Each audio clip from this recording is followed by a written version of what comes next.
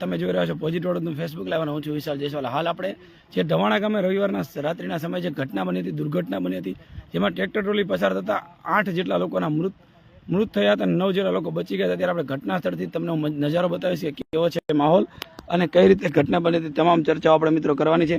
જો વાત કરીએ તો ઢવાણા ગામે આજે મિત્રો પુલ તમે જોઈ રહ્યા છો, જે નાડું છે, જે ઢવાણા જૂનાથી નવા ઢવાણાને જોડતો જે પુલ છે, ત્યાં રવિવારના રાત્રિના સમયે 8:30 વાગ્યાની આસપાસ મિત્રો એક ટ્રેક્ટરની ટ્રોલી 17 જણાને લઈને પસાર થઈ રહી હતી, જૂના ઢવાણાથી નવા ઢવાણા જઈ રહી હતી। ત્યારે મિત્રો આ ટ્રોલી પલટી મારી ગઈ હતી પાણીના પ્રવાહને કારણે। તમે જે દ્રશ્યો જોઈ રહ્યા છો, પુલ ઉપરથી 5-5, 10-10 ફૂટ સુધી પાણી હતું। ત્યારે જે ટ્રોલી પસાર થઈ હતી એમાં 17 જેટલા લોકો ટ્રેક્ટર ટ્રોલી સાથે ડૂબી ગયા હતા, જેમાં 9 જેટલા લોકોનો રેસ્ક્યુ કરવામાં આવ્યું હતું અને 9 જેટલા લોકોને બચાવી લેવામાં આવ્યા હતા। સાથે જ મિત્રો 8 લોકો ડૂબી ગયા હતા, જેની સતત 4 દિવસ સુધી શોધખોળ ચાલી।